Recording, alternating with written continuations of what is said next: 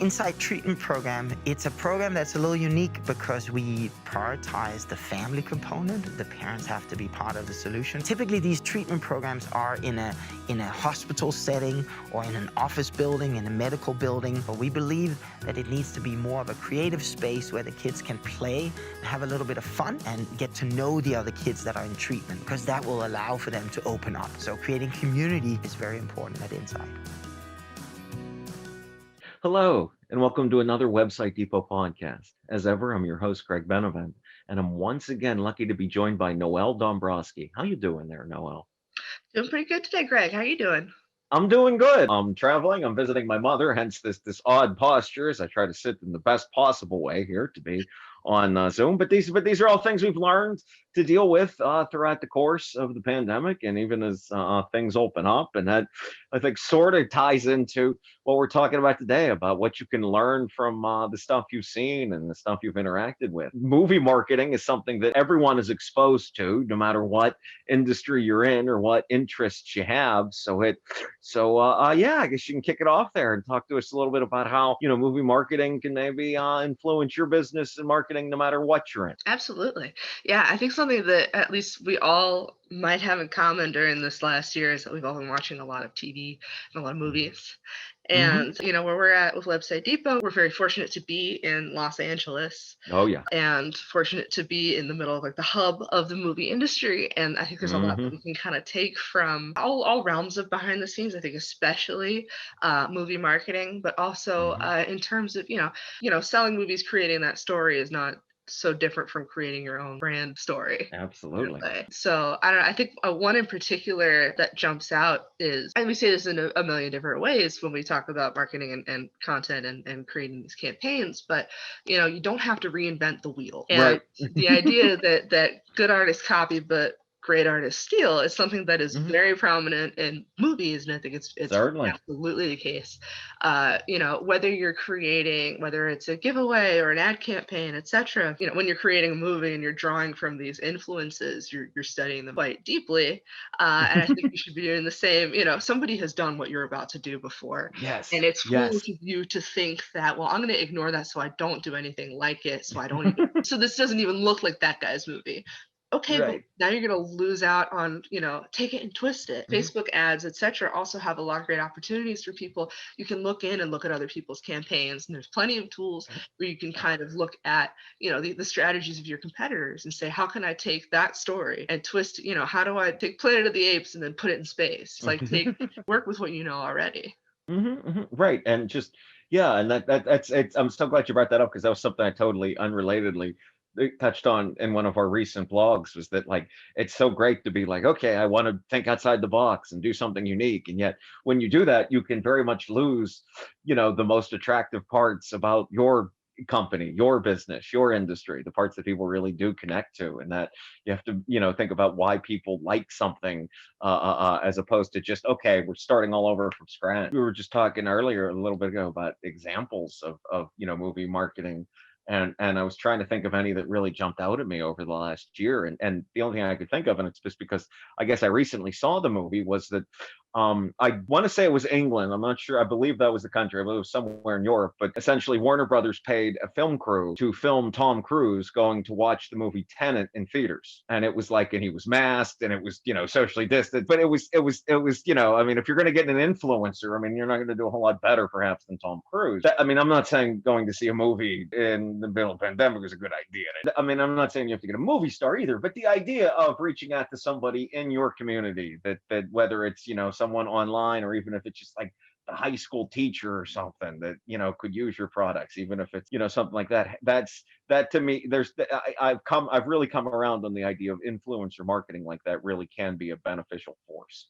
Oh, 1,000%. Because what you're also doing with influencer marketing is you're casting your base, and what that does for people is that's where typecasting can work out for you, because what you're doing, I think that the movie version of it is, you have, I always think of horror first, but like the typical like final girls where it's like, oh, she's gonna last till the end. Like these are Right. typecast, you can tell from the get. But the benefit of that is you don't have to communicate all of the story points that come with that as well, if that makes sense. Absolutely. So when I see if there's an influencer that I follow or a community that I'm in that I enjoy, that instant association of your product with that person is, I see myself in them. And that's also why, scenes in movies are successful. They're only successful Right. when you can see yourself in them. You have to fool people, you know? Mhm. So put people in that space and get them that much closer to, with that connection, you can absolutely use that. Oh yeah, 100. No, that 100%. That's so well said about how, and I think that's something that it's easy for, maybe some business owners, and certainly I've been guilty of this in the past, to be a little cynical about marketing and the idea that someone's going to look at our marketing and they're not, and we're just showing off the product. Like, no, no, no. It really is about forging that emotional connection. If you do it right, people really will respond to that. You do give them that something that really does connect with them. I'm trying to think of great examples of movie marketing that I mean, other than horror, because I keep coming back to horror too. I mean, one, it's not horror, but one that jumped out to me, and it seems almost preposterous to think about now, because again, I'm a little bit older than you and knowing what the movie ended up being, but I will never forget walking into a movie theater and seeing a giant black, maybe 7 or 8 foot tall cardboard thing of an asteroid, and it had no names on it. It simply said Armageddon, and there was a ticking clock for the next year till like July 4th. And that was the single greatest. I think that's the single greatest display ad I've seen in my life. I mean, it's the movie was never going to live up to that, obviously. And again, the example is not, this is not to say that you need to have an asteroid to promote your business, but that is something based on the simplest marketing concepts. The idea, you're literally giving people a ticking clock. Here's when this is going to be available. Giving them an unanswered question, something to draw them in that they want to know more about. Those are all techniques and tactics that can be harnessed on behalf of your company. What are some things that you've seen that jump out to you that a person could potentially use? Oh, that's a great question. I think, Mm. when I think of viral marketing, the first one I think of is Hereditary, where Oh, they've had literally. the A24 passed out these dolls that were from the Mm. movie, and they would leave them on people's doorstep for the celebrities and people that they knew had gone to see the movie ahead of time. And so, the people would tweet and have photos, and they're like, "Oh my God, this is so scary. This showed up on my doorstep." Um, Another, it's not movies, but most recently Olivia Rodrigo is this teeny popper. That's Okay. a disservice. She's a pop artist. Okay. She's like 17, 18, and she sent out stuff to a massive amount of people after her song went viral on TikTok. Driver's license. And I think it's interesting because I had a discussion with my friends who were all in like social media, etc. She had sent Mhm. stuff to like her team had sent out to like Kim Kardashian and folks, and we were like, it's really interesting. Like we wonder how much of that, if they decided to push in that direction and kind of, it was like they had like branded Sour Patch Kids and they had these like care packages, but the idea Whoa. was, so that people would post them.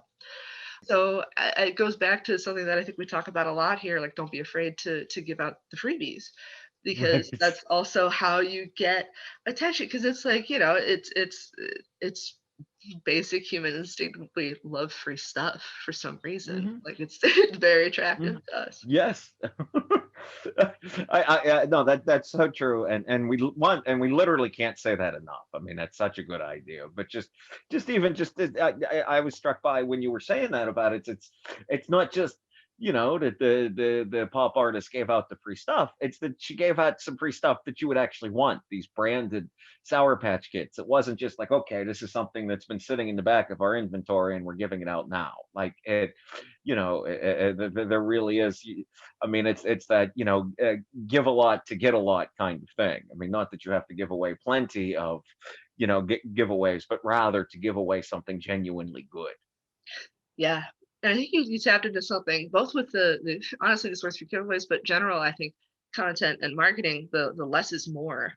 Um, Mm. where it's the idea, if you can get your brand across, and that's what's fun about like, little free things here and there is you're getting Mhm. your brand across instantly. And I think in both movies and marketing, the quicker you can get that and the simpler you can get that message across, the more successful you're going to be. Whether Right. it's and for her, that's why, for Hereditary, it might be just the one doll, or that's why I Mhm. think it doesn't have to necessarily be anything crazy.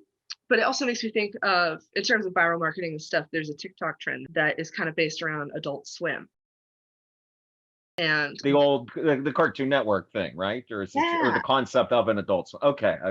I just had to double check. I'm glad to hear it was a reference I got. Yes. Yeah, so it's Mhm. I'm loosely, I guess that's more TV than movies, but it's the business. Mhm. But what's fun about that is it's calling back to the little Adult Swim. You know, when you're watching and they do the little funny little clips and it's that music and it's like it's a couple Mhm. like funny little lines that are jokes and then it's like a bunch Oh, yeah, it's been brilliant for almost 20 years now. I mean, that really goes back. Yeah. instantly Mhm. recognizable. And so now people who are recreating the trend, it's funny because it's almost like a practice in creating your own version of that marketing because people are doing For it, you know, like sure. they're creating their like they're swimming or they're doing a gimmicky fun little thing where they're asleep and they wake up and they eat a I'll probably cut it in, they eat a cheese it. And Mhm. but they have, you know, this person who did that, they made the AS, they made the logo out of Adult Swim, but they're not getting Uh, paid for this. Like Adult Swim has just been all over my For You page this whole time. Wow. Okay, But I was wondering. Yeah, I was thinking, did it come back? Yeah. yeah, Yeah. Mhm. so it's interesting because that's like, you know, that kind of challenge is free publicity. Anytime you can do that with people, you know, it's not even like Adult Swim. It's like sponsor. It just happened. Like this was Wow. organic, and I think that too speaks to how much, you know, I think organic stuff lasts a little bit longer Yeah. than the gimmicky things. But if you No, can that do that Adult Swim and have that quick moment, right, and it's and if we're I believe we're talking about the same kind of interstitial content. I mean, it was essentially enough room for like one real laugh. yeah, Like it wasn't, it was, and again, you don't have to do comedy or do something that makes people laugh. But if instead, if you're, I mean, for your business, you can translate to that to one real moment of value. I mean, maybe it's a laugh. Certainly, a laugh could do your business very could do well, but it don't feel like you have to do that, but rather if you can provide one real moment of value and in connection and then get out, you don't have to keep hammering it home there. especially I think in the days of social media where our attention spans are so short, we kind of appreciate that.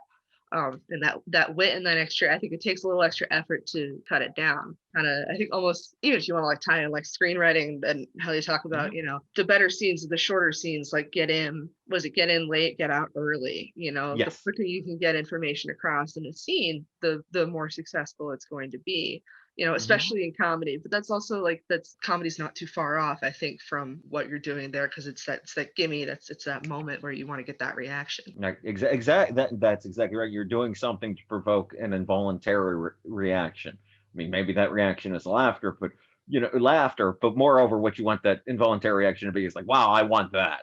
Give me that. I connect to that. And that's and that's what you can do in that quick time because it really it just, I mean, like this also comes from like sales too. I mean, when you're selling something to somebody, you're like, okay, we've got them. We don't need to keep telling them why it's great. You've sold them on it. Now leave.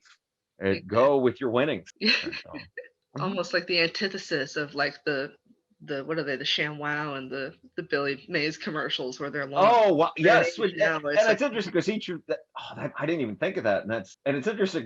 It hits me as you say that. Like both of those became so. Um, I am not going to use the word memed, but like changed to that they became like something that younger people would mock in their own right, something to be parodied. These half-hour commercials that were. I feel like they were half an hour simply because, in large part, because that's what the time span they had to buy. Whereas you now, the business don't have to deal with that kind of thing. You don't have to worry about that kind of, rigid structure. Instead, you can make something that people actually want to see versus having to buy what is allocated to you. exactly. I think the one good thing about that though, and I think this kind of speaks to like how you can make these things work for yourself, is like it's still free publicity for Billy Mm, Mays to be memed because it's also right. what that means is that you have been so successful in creating in making your brand stand out. Your identity is so strong that it can be satired, it can be Yeah. turned, if you know that you can't do that if you don't have some kind of brand identity. So that's still a win. You know, they've got their commercials are so characteristic of their brand and what their message that it can do that. No, no, that's so true. And I just go a step beyond that. I mean, specifically in the case of Billy Mays, Rest His Soul, is the man was always happy to sell you whatever it is he was selling. He genuinely believed in the thing that would fix your car's paint and would stop the water from shooting out of the tube. Like he was, there was, it's funny because it hits me. We've gone all the way around now because Adult Swim, something which is so in the know and so ironic, to Billy Mays, something where there is no subtext. It is absolutely, this man just is earnest belief in this product, and then we were, and that speaks to what you just said about how those are such recognizable brands, and that's the kind of thing you're looking for too, so long as it fits your company. Absolutely. Yeah, and I think, I don't know, I wouldn't call them bad commercials. I think they were good commercials, but I think they're definitely they're kind of cheesy. But I think also it makes me think of how people can make bad movies work for them. If you Hmm. botch something, you can turn it around, whether it is in your marketing and being self-aware or through studying what you did wrong.